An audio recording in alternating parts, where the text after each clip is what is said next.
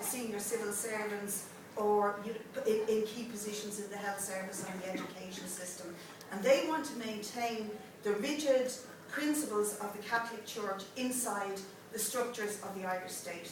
And this is the cohort of people that the body politic in Dáil Éireann are terrified of.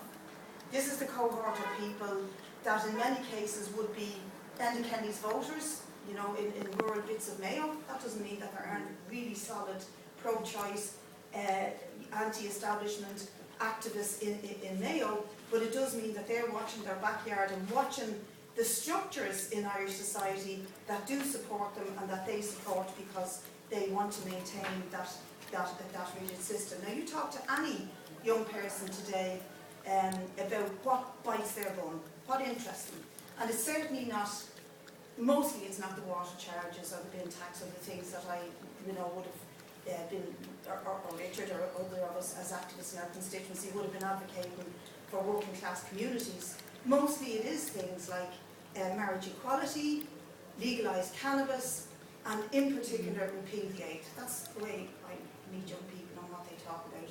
And the other issue that comes up is the control that the church still has over the education system, particularly in the schools in relation to sex education.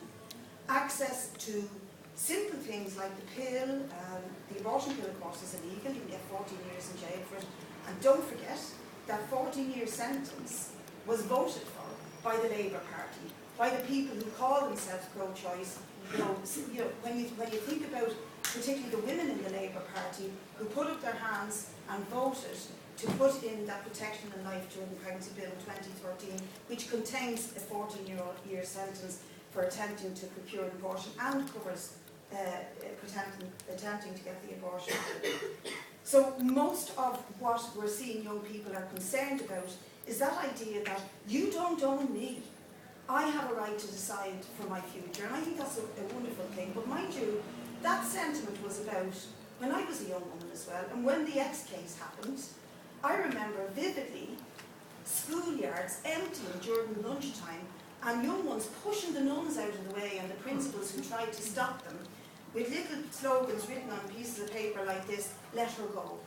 And they were running to catch buses to go down to the Dáil to join the rest of us who were protesting constantly. We were there day and night in lunch hours and 5 o'clock in the evenings, and whenever we could get crowds, young women in their tens of thousands, in their own towns in counties like Kilkenny and Carlow, were leaving their schools and protesting for Let Her Go. So that sentiment in young people, you don't own me and I have a right to control my life, is very, very strong indeed. And I think there's evidence here tonight. I think there's evidence when we went outside the right-wing clinic on Berkeley Road the other night. It was evidence on the pro-choice march last year, and it'll be evidence on the pro-choice march on Saturday week. Young people don't want outfits and elements in the Catholic Church or in Dáil Éireann telling them what to do with their sex lives, with whether they get high, with whether they don't get high, with whether they have babies, with whether they don't have babies, with whom they have sex, whether it's the same sex or somebody else or 10 of them or whatever. This really has to stop, and I think that this kind of notion that sense of liberation is embedded in young people and is popular and is growing and is being organised. It's not just like we listen to the right music and we wear the right t-shirts. Young people are actually organising themselves around this, like they did around the marriage equality referendum. I think that terrifies the body politic, because if that expression is given its head, and if it's given free rein to again, for example, repeal the aid, that we gain that, like we gain marriage equality, that's a sort of a lesson to people. If we organise, if we march, if we're colourful, if we're imaginative, if we stick together, if we're clear about our demands, and if we don't take this nonsense of others telling us what to do, we can change the sort of world we live in. And I think that lesson is something they don't want young people to learn and to see through. And in a way, that's why it's so important that we achieve it. And it's so important that, regardless of what happens with the bill that People for Profit Anti-Austerity Alliance have before the Dáil next month, I've no doubt, I mean, I shouldn't really say this, but I've no doubt it will be voted down. Because look at the backwoods people of Fianna Fáil and Fine Gael, who have the majority between. They ain't going to change their minds. Even if we have 50,000, and I hope we do, on Saturday week, they ain't going to change their minds this time around. And they certainly ain't going to change their minds for motion from the radical left, or a proposal from the radical left. But nevertheless, I think it's important that that debate is held in what is the actual citizens' assembly. The government are talking about randomly picking 100 people from the electoral register and giving them the right to discuss what you do with your body, whether or not you have a child, whether or not women, like the people in indirect provision, have the right to control their own lives or not, or whether we see more barbarism.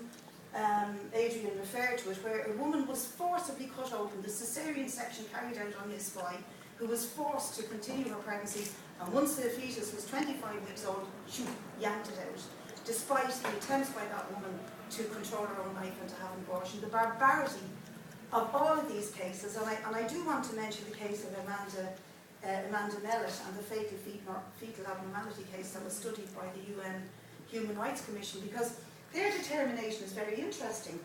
They say Ireland is guilty of violating human rights, of violating the right to life itself, the right to health, the right to privacy, the freedom from discrimination, from torture, from ill treatment, and they found that Ireland's zeal to protect a bunch of cells, the fetus, has gone too far. And in the case of Amanda Mellett, they put her through extreme cruelty to force her out of this state, to be stigmatised and shamed and put to the expense of the emotional trauma of having to travel abroad to end her pregnancy, which the life had no chance of living independently. Anyway, so all of the condemnation, I think we have to think about it as a condemnation of those in the Dáil who are going to vote against this bill.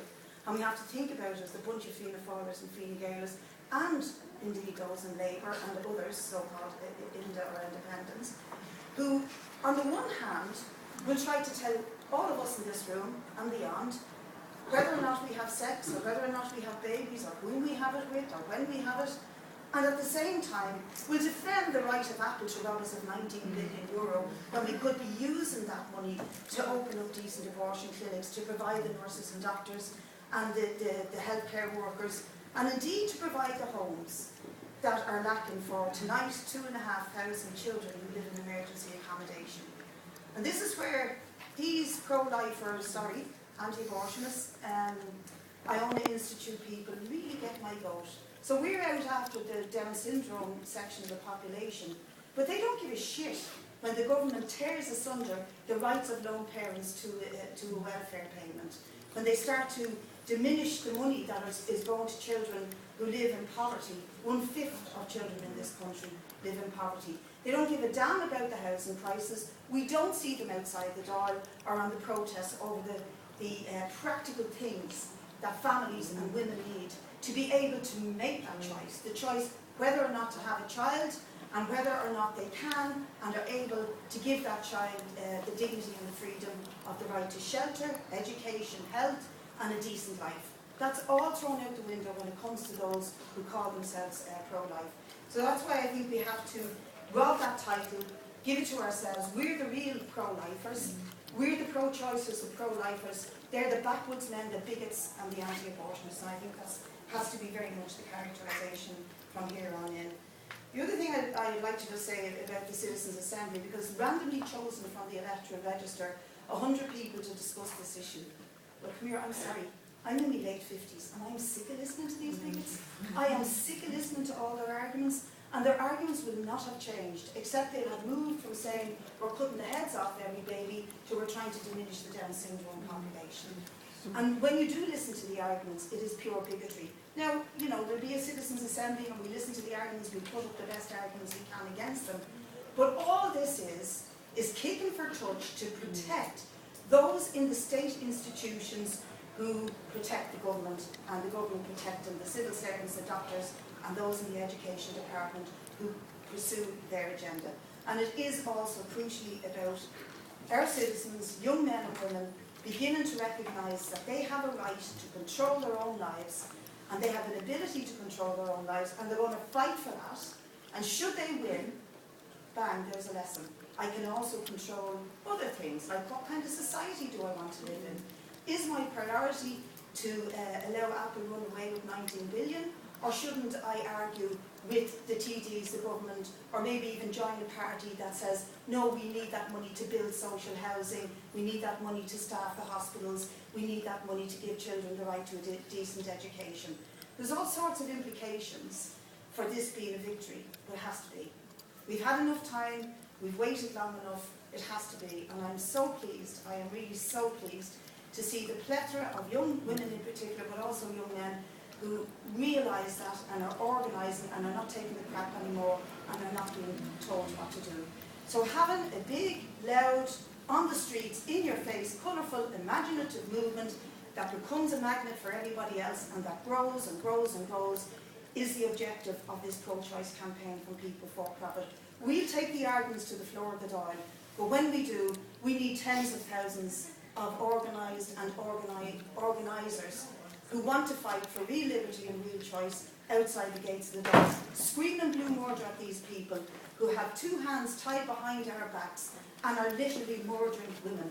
The barbarity continues, the barbarity has to stop, and we have it within our grasp to do it. This is an opportunity we have to grasp, and I think the work that has to be done from here on out is, as somebody said earlier on, if I go along to a march or a protest, I'm dragging 10 of my mates and my family members with me. I'm not going alone, because none of us are alone in this. We need each other, we have each other, and it's about the future, the presence and the future for all of us. There's a world to win. I think we can do it. I believe we can do it. I know you believe we can do it. We have to get stuck into that fight and bring the arguments away from those who tell us that we're the killers. We're the ones that are for life, but we want a life of freedom, of equality, of dignity, and of the right to people to choose whether or not to have children. And that's a very important argument for us. I also just will finish by saying that I think on Saturday week we'll be joined by brothers and sisters from the north of Ireland, because funny enough, the partition and that border that was drawn after the Civil War has not affected the bigotry, whether it comes from one side of which foot you kick the football with or not. The bigotry in the north has also meant that women in Northern Ireland have never had the 1965 Act that pertains to everywhere else in Britain extended to the north of Ireland, and there's a big pro-choice movement in the north, and it's young and it's vibrant and it's imaginative just like this, and they will be joining us also on Saturday week. So I think we should make that argument. This is a fight for everybody in this country, and it's a fight for a new kind of world, and we're way behind the times on it, but we can win it.